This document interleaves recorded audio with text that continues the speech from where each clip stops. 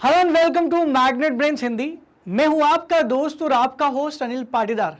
दोस्तों, जैसा कि आप जानते हैं कि हमने उत्तर प्रदेश बोर्ड का अध्ययन शुरू कर दिया है और उत्तर प्रदेश बोर्ड के कक्षा 8वीं के सामाजिक विज्ञान के अंतर्गत हम लोग भूगोल विषय पढ़ रहे हैं। और भूगोल की जो हमारी किताब है उसका नाम है हमारी पृथ्वी और हमारा जीवन। तो पृथ्वी और हमारा जीवन के अंतर्गत हम लोग बात कर रहे हैं अध्याय नंबर 3 की, यानी पाठ नंबर 3 की। और आज हम लोग बात करेंगे पाठ नंबर 3, जिसका नाम है भारत में खनिज संपदा। तो भारत में खनिज संपदा के अंतर्गत हम लोग बात करेंगे यूपी बोर्ड के सॉल्यूशन की। अभी आखिर यूपी बोर्ड सॉल्यूशन है क्या? दोस्तों, हर एक चैप्टर के पीछे कुछ क्वेश्चंस आपसे पूछे जाते हैं, एक्सरसाइज पूछी जाती है। हर एक अध्याय के पीछे जो भी प्रश्न पूछे जाते हैं उन प्रश्नों के उत्तर हम लोग आज यहाँ पर देखने का प्रयास करते हैं।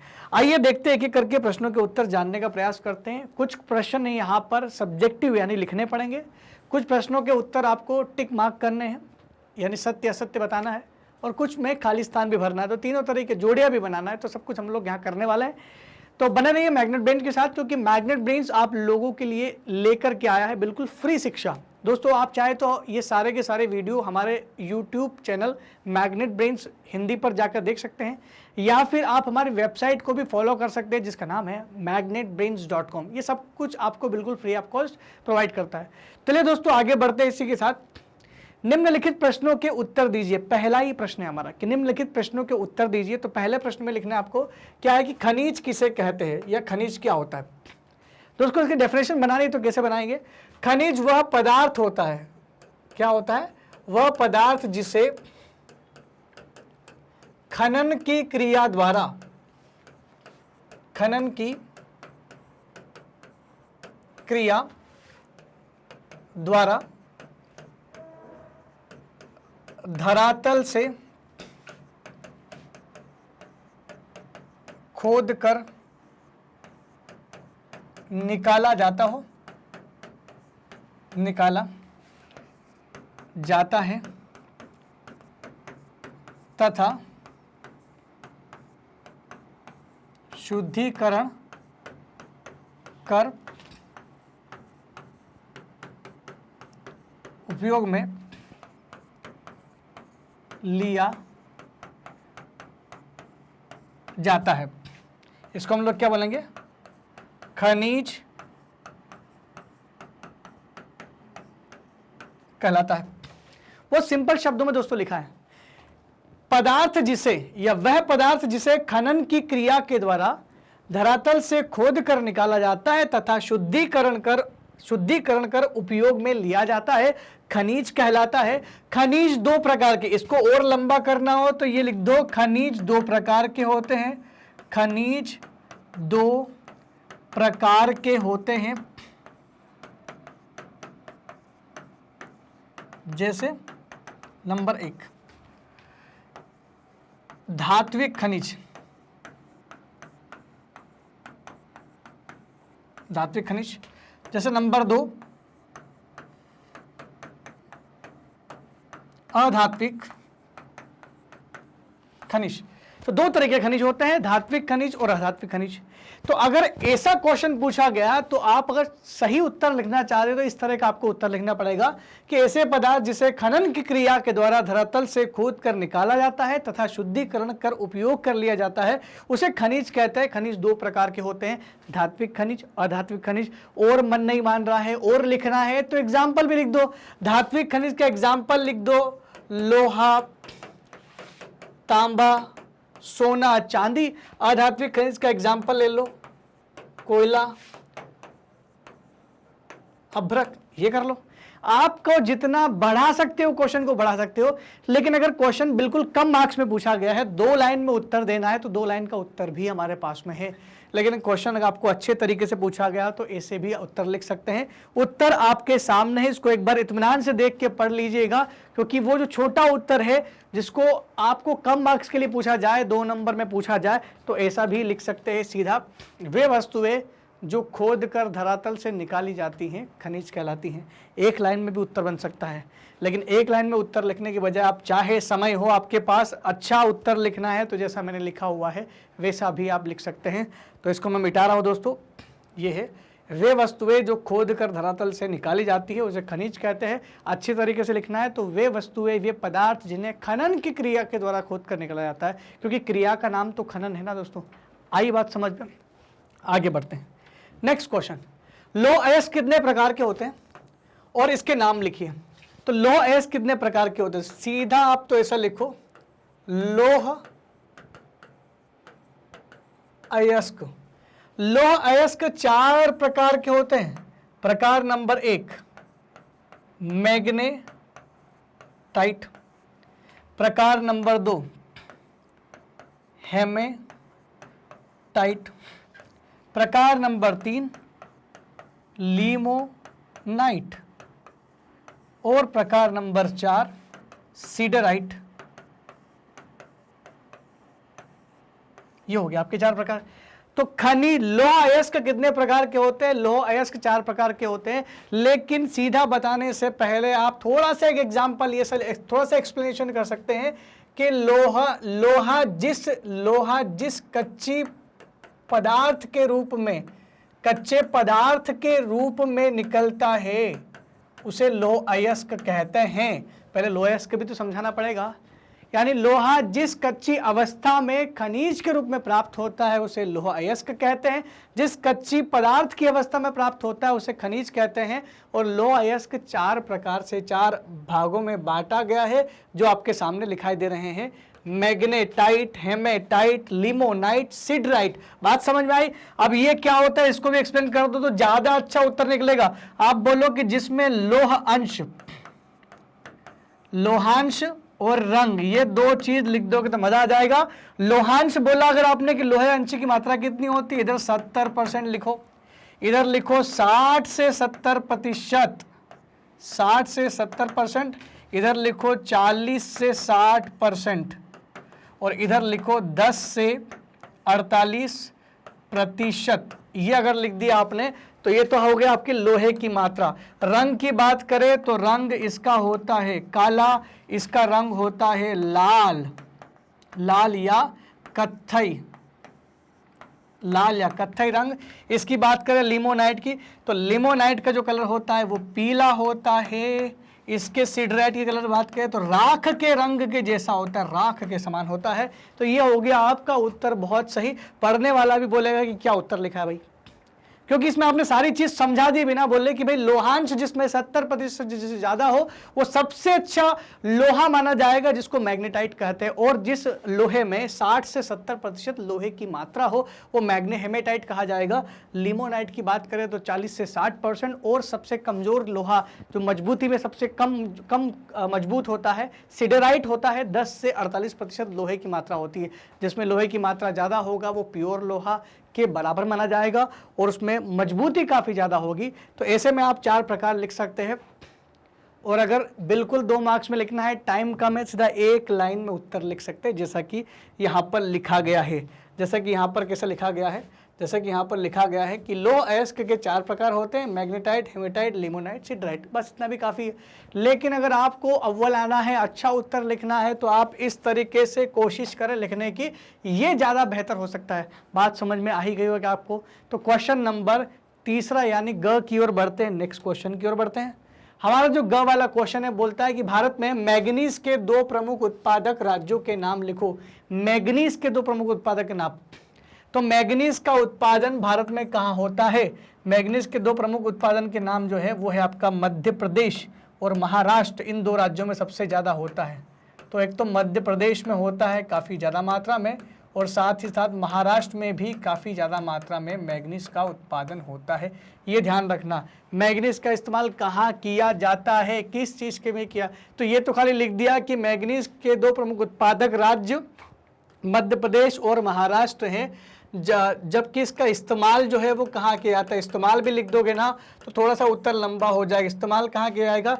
इस्पात उद्योग में, इस्पात उद्योग में किया जाता है। ये ध्यान रखना आप, इस्पात उद्योग में इसका काम किया जाता है। तो मैग्नीज काफ़ी अच्छा काम करता है और मैग्नीज का निर्यात भी किया जाता है। बड़े बड़े देशों में मैग्नीज का निर्यात होता है दोस्तों। कहाँ कहाँ होता है? यूके, यूएसए, फ्रांस, जर्मनी, ये जो देश है इन देशों में हम लोग निर्यात करते हैं। बहुत बड़े बड़े देश हैं, बहुत विकसित देश हैं।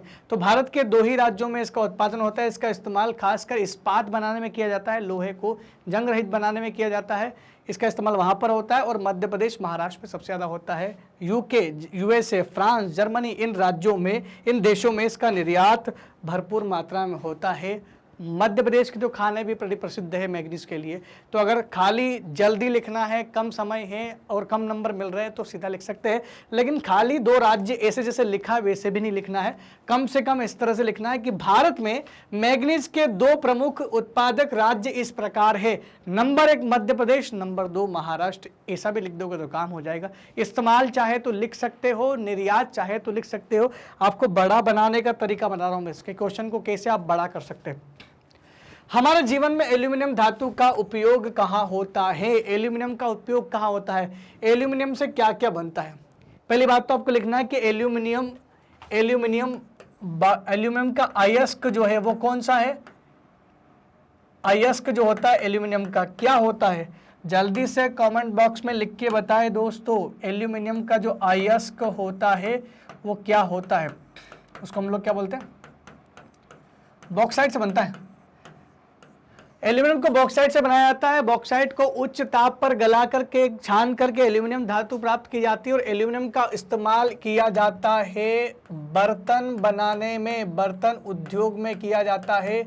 और सबसे मेन जो काम है वो क्या है? वायुयान बनाने में किया जाता है, वायुयान में किया जाता है, बिजली के तार में किया जाता है, बिजली के तारों में किया जाता है। ये तो उपयोग पूछा है, लेकिन जैसे आप लिख सकते हैं कि एल्यूमिनियम बॉक्साइट से बनाया जाता है और ये चमकदार होता है, चमकदार होता है, लोचदार होता है, हल्का होता है, मजबूत होता है।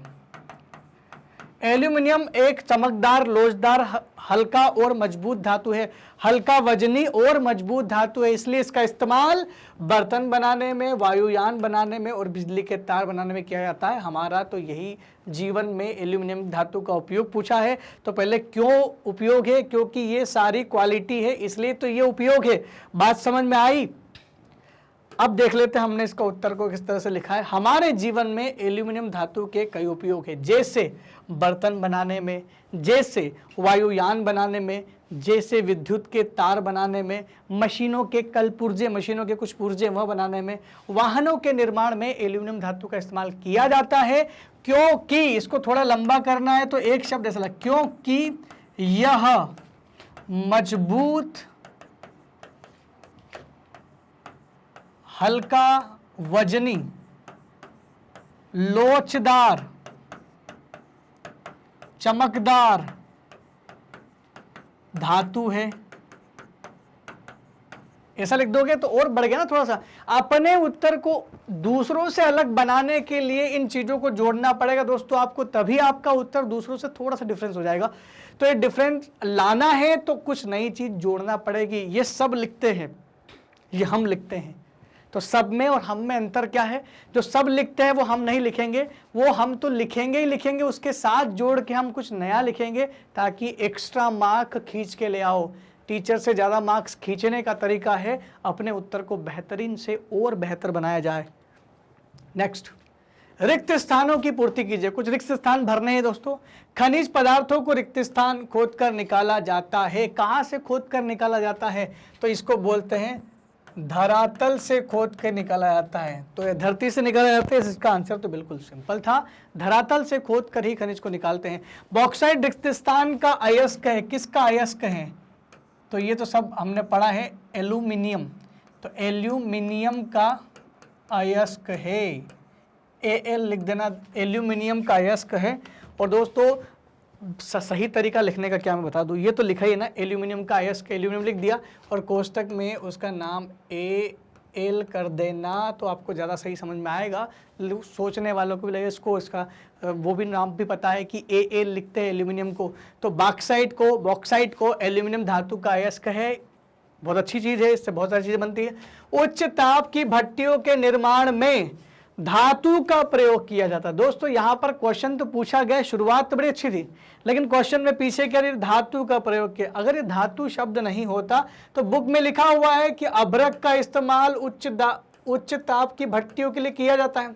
कुछ किताबें लिख भी देती है अभ्रक, अभ्रक इसका आंसर होना चाहिए, क्योंकि किताब में तो यही लिखा हुआ, आप तालिका पढ़ना, किताब की दूसरी तालिका में लिखा हुआ है जहां अधात्विक खनिजों की बात हो रही है, अभ्रक के सामने उसके उपयोग को देखिए, आर्थिक महत्व को देखिए, वहां क्लियर लिखा हुआ है उच्च ताप की भट्टियों के निर्माण में अभ्रक का इस्तेमाल किया जाता है। लेकिन इसका उत्तर मैं अभ्रक को नहीं मानूंगा। क्योंकि यहां पूछ लिया धातु और अभ्रक है अधातु, तो उच्च ताप की भट्टियों के निर्माण में तो इस्पात का इस्तेमाल भी किया जाता है। इस्पात में कुछ चीजें मिला के, मैग्नीज मिला के, बॉक्साइड मिला के इस्पात को और मजबूत बना के यहां पर उसको भट्टी में लगाया जाता है। तो इस्पात का इस्तेमाल भी किया जाता है, उससे भी तो भट्टियां बनती हैं, और उसी में अंदर कोटेड जो किया जाता है वो अभ्रक का किया जाता है। लेकिन मैंने अभ्रक इसलिए यहाँ पर उत्तर सही नहीं मान रहा हूँ, क्योंकि यहाँ पर धातु दिया है और अभ्रक एक अधातु है। बात समझ में आई? इसलिए इसका उत्तर क्या होगा, इस्पात का, लौह इस्पात का इस्तेमाल किया जाता है। अब केवल इस्पात का नहीं होता दोस्तों, अगर आप पढ़ोगे ना तो आपको थोड़ी और जानकारी मिलेगी। इस्पात के साथ में कुछ चीज़ें मिक्स की जाती है, मैग्नीज मिक्स किया जाता है, उसके साथ साथ कई जगह तो मिलता है कि बॉक्साइड भी मिक्स कर देते हैं, तो वो मिक्स करके बनाया जाता है। इसलिए इसका उत्तर आपको अलग अलग जगह अलग अलग मिल सकता है। लेकिन अगर धातु पूछा है तो आपको इस्पात लिखना है, और ये धातु शब्द नहीं पूछा होता है तो आंसर क्या होता, अभ्रक का इस्तेमाल किया जाता है उच्च ताप की भट्टियों के निर्माण में, क्योंकि इसके पास सहन शक्ति है, सहन कर लेता है हर एक चीज़ को। तो अभ्रक जो है वो चमकीला पदार्थ होता है जो सहन कर लेता है हर एक चीज़ को, अंदर जो है कोटेट लगाया जाता है। हीरा रिक्त स्थान राज्य से प्राप्त किया जाता है मध्य प्रदेश से, और मध्य प्रदेश का भी कौन सा जिला है, पन्ना जिला। ये लिख दोगे तो ज्यादा बेटर होगा, खाली मध्य प्रदेश लिखने में क्या है, मध्य प्रदेश के पन्ना जिले से मिलता है। तो मध्य प्रदेश और कोष्टक में पन्ना लिख देना तो राज्य से प्राप्त होता है, ये आपका सही उत्तर हो जाएगा। तो ये चारों के चारों ऑप्शंस आपको ध्यान रखना है, ये रिक्त स्थान है, काफी इंपॉर्टेंट है। नेक्स्ट है आपका सही जोड़ी बनाइए। संगमरमर कहाँ से मिलता है, यूरेनियम कहाँ से मिलता है, सोना कहाँ से मिलता है, अभ्रक कहाँ से मिलता है। सही जोड़ियाँ बनाने, इसकी सही जोड़ी बनाने की, संगमरमर कहाँ से मिलता है। संगमरमर ताजमहल में बना हुआ है, सबको पता है, उत्तर प्रदेश के सभी लोग जानते हैं कि ताजमहल संगमरमर से बना है। ताजमहल में इस्तेमाल किया जाने वाला संगमरमर का मैक्सिमम पार्ट कहाँ से लाया गया था, राजस्थान की खानों से, क्योंकि संगमरमर के तो दो ही उत्पादक राज्य है, MP, राजस्थान। तो MP तो यहाँ है ही नहीं ना, इसलिए राजस्थान हमारा राइट आंसर इसका हो जाएगा। संगमरमर राजस्थान का हो गया, ठीक। यूरेनियम का भारत में एक ही उत्पादक राज्य है, झारखंड। झारखंड में एक जगह है जिसका नाम है जादूगोड़ा, झारखंड के जादूगोड़ा से ही यूरेनियम का उत्पादन होता है, बाकी हम बाहर से मंगवाते हैं। नेक्स्ट है सोना कहाँ है, तो सोना कहाँ मिलता है, तो कर्नाटक का कोलार का नाम सुना होगा आपने, कोलार, और उसका नाम है KGF। चैप्टर 1 या चैप्टर 2 नहीं है ये, केवल KGF है जिसका फुल फॉर्म होता है Kolar gold field. Kolar gold field से सबसे ज्यादा सोना निकलता है, कर्नाटक में है, तो ये कर्नाटक हो गया आपका, कर्नाटक हो गया ये, क्षमा करें इसको मैं सही कर दे, कर्नाटक में है। तो कर्नाटक में सबसे ज्यादा मिलता है सोना, और अभ्रक बचा हुआ आंध्र प्रदेश, ये तो पूरे दुनिया में सबसे ज्यादा होता है भारत में, और भारत में सबसे ज्यादा होता है कर्नाटक में, क्षमा करें आंध्र प्रदेश में। तो ये इसका सही जोड़ी हो गई है। आपने ये देख लिया होगा, जादूगोड़ा याद रख लेना, कोलार याद रखना, बहुत काम की चीज है। ये सही जोड़ी का जो राइट आंसर है वो कुछ इस प्रकार है, संगमरमर राजस्थान। यूरेनियम जो है वो झारखंड से मिलता है, क्षमा करें इसको मैं सही कर देता हूँ, यूरेनियम झारखंड से मिलता है। ये हमारी जोड़ी यहाँ पर हल्की थोड़ी सी उल्टी पुल्टी हो गई, ये सही है। तो आपको जो सही जोड़ी मिलाना वो क्या है, मैं एक बार फिर से मिला के बता देता हूँ। संगमरमर, ये कहाँ मिलेगा, राजस्थान इसका सही उत्तर है दोस्तों, ये कर लेना आप, ठीक। दूसरा है यूरेनियम, यूरेनियम ये भारत में सबसे ज़्यादा मिलता है झारखंड में, ये भी ध्यान रख लेना आप। और बाकी जो तीसरा है सोना, सोना मिलता है कहाँ से, ये मिलता है आपका कर्नाटक से मिलता है, तो ये भी सही है। और लास्ट वाला है आपका अभ्रक, तो अभ्रक भी सही होना चाहिए, आंध्र प्रदेश, आंध्र प्रदेश। यहाँ पर झारखंड करने का मैं मतलब बताता हूँ आपको, कुछ किताबों में कहीं पर झारखंड इसलिए लिख दिया जाता है, अगर आप बिहार बोर्ड से पढ़ रहे होते ना तो अभ्रक को सामने झारखंड लिखा होता है। क्यों, क्योंकि बिहार झारखंड में अभ्रक का उत्पादन बहुत होता है, लेकिन आंध्र प्रदेश के बाद होता है। एक आध साल कभी आंध्र प्रदेश से ज़्यादा उत्पादन कर दिया इसलिए एक आध बार ऊपर आ जाता है, लेकिन हमेशा आंध्र प्रदेश सबसे टॉप पे रहता है। लेकिन यूरेनियम में तो झारखंड के अलावा कहीं होता ही नहीं है, तो झारखंड तो यूरेनियम का ऑप्शन आएगा। आपकी सही जोड़ी आपके सामने, आप चाहे तो इसका स्क्रीनशॉट लेकर के सही कर सकते हैं। तो सबसे पहले तो जोड़ी जरूर मिलाए। नेक्स्ट है आपका सत्य असत्य बताएं। कोयला और अभ्रक धात्विक खनिज है, तो नहीं, ये दोनों अधात्विक खनिज है। ये तो गलत है ना, तो गलत है तो गलत है, बिल्कुल गलत है। तो क्या दिक्कत है, हमको क्या लिखना है, जो गलत होता है उसके लिए हम लोग क्या लिखते हैं, ये सत्य नहीं, ये क्या है, असत्य है। तो ये बिल्कुल गलत है, रॉन्ग है, असत्य है। तो पहला ऑप्शन असत्य आ गया। सेंधा नमक धरातल की चट्टानों से प्राप्त किया जाता है, बिल्कुल सेंधा नमक तो चट्टानों से होता है, ये तो कोई समुद्र से नहीं मिलता है, सत्य है। चांदी की खानें राजस्थान में है, ये भी वहीं बिल्कुल है, सत्य बोलूंगा इसको मैं, तो ये भी क्या है आपका सत्य है। वायुयान के निर्माण में एल्यूमिनियम धातु का इस्तेमाल किया जाता है, तो दोस्तों ये भी सत्य है। खाली एक असत्य, बाकी सब क्या है, सत्य ही है। एल्यूमिनियम हल्की धातु है, लोचदार, चमकदार, मजबूत धातु है, इसलिए वायुयान बनाने में इसका इस्तेमाल करते हैं। बिजली के तार बनाने में, बर्तन बनाने में इसका इस्तेमाल करते हैं। कारखानों के कलपुर्जे बनाने में इस्तेमाल करते हैं। तो बहुत काम की चीज़ है दोस्तों, याद रखना उसको। अब हमको क्या करना है, बहुत अच्छा चीज़ अभी है ये, वैसे तो विद्यार्थियों को करना है अपनी क्लास में, अपने घर पे करना, लेकिन फिर भी इसका एक एक्सरसाइज हम लोग यहाँ जरूर करेंगे। इसमें क्या करना है, एक रिक्त मानचित्र हमारे पास में, एक खाली मानचित्र। इस खाली मानचित्र पर आपको दर्शाने हैं क्षेत्र। कौन कौन से क्षेत्र, लौह उत्पादन के 2 क्षेत्र को दर्शाना है, मैग्नीज उत्पादन के 2 क्षेत्र को दर्शाना है, अभ्रक उत्पादन के 2 क्षेत्र को दर्शाना है, जो क्षेत्र यहाँ पर लिखेंगे, और बॉक्साइट उत्पादन के जो 2 क्षेत्र हैं इसको आपको दर्शाना है मानचित्र पर। तो ये अंकित कैसे करना है, ये तब समझ में आएगा जब आपके दिमाग में सारे के सारे राज्य छपे हो, कौन सा राज्य कहाँ पर है।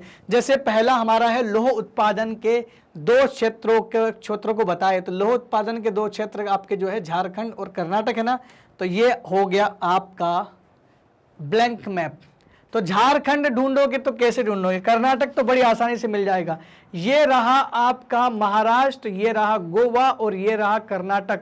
तो ये कर्नाटक वाला जो राज्य है ये हो गया, आपने इसको कर दिया, आपने बना दिया। इसके अलावा ये बिहार है, नेपाल के नीचे बिहार, बिहार के नीचे ये हो गया आपका झारखंड। तो झारखंड और कर्नाटक दोनों राज्य आपको मिल गए। इन दोनों ही राज्यों में लोहे का उत्पादन होता है। लोहे का रंग लाल रखा है, याद रखना, लोहा का रंग लाल रख दिया है। तो बाकी राज्य भी पढ़ते हैं अभी। तो बाकी राज्य की बात करें तो अब आती है बारी किसकी, बारी आती है मैग्नीज के उत्पादन की। मध्य प्रदेश और महाराष्ट्र में है, तो मैग्नीज का उत्पादन मध्य प्रदेश महाराष्ट्र में, ब्लू कलर से करता हूँ। मध्य प्रदेश का नक्शा अपने आप में पहचान में आया, तो ये मध्य प्रदेश बिल्कुल उत्तर प्रदेश के नीचे, और ये महाराष्ट्र वाला एरिया, इसको भी हमने डॉट पे बना दिया है। तो ये राज्य यानी नीले कलर के रंग जो है ये मैग्नीज को बताते हैं। अब मैग्नीज हो गया, तो मैग्नीज के बाद अभ्रक उत्पादन के क्षेत्र राजस्थान और आंध्र प्रदेश है। तो राजस्थान और आंध्र प्रदेश कौन कौन सा है, ये पाकिस्तान है दोस्तों, और ये पाकिस्तान के पास में राजस्थान है। इसका कलर मैं देख लेता हूँ, कलर दूसरा कर लेते हैं, काले रंग से डिनोट कर लेते हैं इसको। तो ये आपका राजस्थान वाला इलाका काले रंग से, राजस्थान के साथ साथ आंध्र प्रदेश भी है। तो ये आंध्र प्रदेश आपका, यहाँ पर तेलंगाना को सेपरेट नहीं दिखाया गया, ये आपका तेलंगाना वाला एरिया है, और ये आंध्र प्रदेश वाला एरिया है। तो यहाँ पर आपको मिल जाएगा, क्या मिल जाएगा, अभ्रक उत्पादन मिल जाएगा। तो अभ्रक में राजस्थान आंध्र प्रदेश दोनों है। बॉक्साइट उत्पादन की बात करें तो गुजरात और तमिलनाडु, गुजरात और तमिलनाडु का जो रंग है वो रंग हम लोग कर लेते हैं, हरा रंग कर लेते हैं। गुजरात, ये गुजरात आपका इधर आ गया, दिख रहा आपको हरा रंग गुजरात, और तमिलनाडु सबसे साउथ में आ गया है ये। तो ये बहुत सामान्य सी चीज़ें थी, तो आपको मैप में दिखाना है। सबसे पहला हमने क्या दिखाया है, हमने दिखाया लौह अयस्क।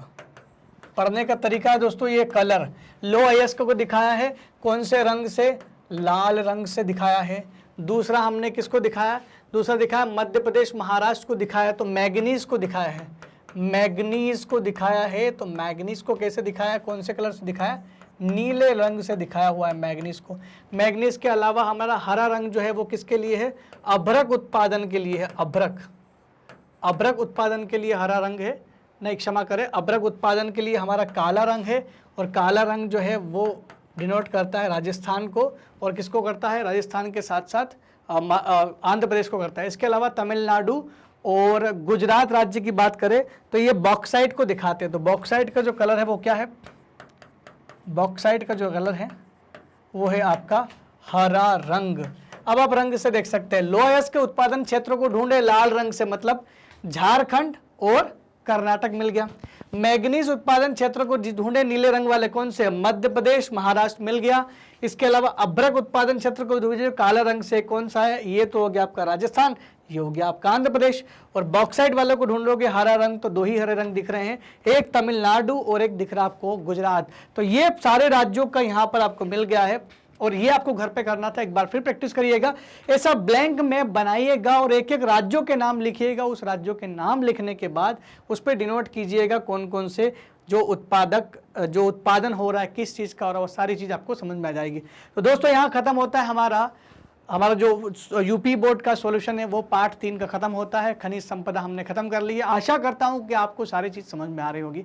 दोस्तों मैग्नेट ब्रेन्स आप लोगों के लिए बिल्कुल फ्री आपको सर्विस दे रहा है, आपको सारी चीज़ें फ्री में मिल रही है।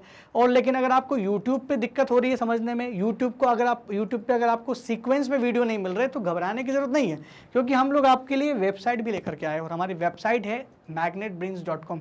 जैसे आप हमारी वेबसाइट पर जाएंगे, India's number 1 100% free online educational platform मिलेगा। यहाँ पर आप अपने टॉप कोर्सेज को एक्सप्लोर कर सकते हो। और यूपी बोर्ड को सिलेक्ट करना है, जैसे यूपी बोर्ड को सिलेक्ट करोगे आपको कक्षा 8 मिल जाएगी। क्लास 8 में आपको करना क्या है, जैसे हमारी पृथ्वी हमारा जीवन पढ़ना है, ठीक है, वॉच नाउ पर क्लिक करो। जैसे वॉच नाउ पर क्लिक करेंगे आपके सामने वॉच ऑल वीडियो का ऑप्शन आएगा और सीरीज में सारे के सारे वीडियो मिल जाएंगे। आपको करना क्या है, ये लेक्चर पर क्लिक करो। लेक्चर पर क्लिक किया और आपका पहला वीडियो शुरू हो गया जो सिलेबस से जुड़ा हुआ है। आपके यूपी बोर्ड का जो सिलेबस है, जो सामाजिक विज्ञान का सिलेबस है, जिसमें भूगोल दिया है, राजनीतिक शास्त्र दिया है, इतिहास दिया है, ये सारी चीज़ें यहाँ पर कवर अप की गई है। तो आप आसानी से यहाँ पर इन चीज़ों को देख सकते हैं, नोट्स बना सकते हैं, अपने दोस्तों को भी बताएं। दोस्तों मैग्नेट ब्रेन्स आप लोगों के लिए लेकर के आया है 100% मुक्त शिक्षा, जो क्लास 8 से क्लास 12 तक के यूपी बोर्ड के सभी विद्यार्थियों को बिल्कुल फ्री आप कोर्स प्रोवाइड की जा रही है। दोस्तों अगर आपको हमारे वीडियो बहुत अच्छे लग रहे हैं ना, तो कमेंट सेक्शन में लिख के जरूर बताएं। साथ ही साथ हमारे चैनल को लाइक, शेयर और सब्सक्राइब जरूर करें। तब तक के लिए दोस्तों धन्यवाद, थैंक यू वेरी मच।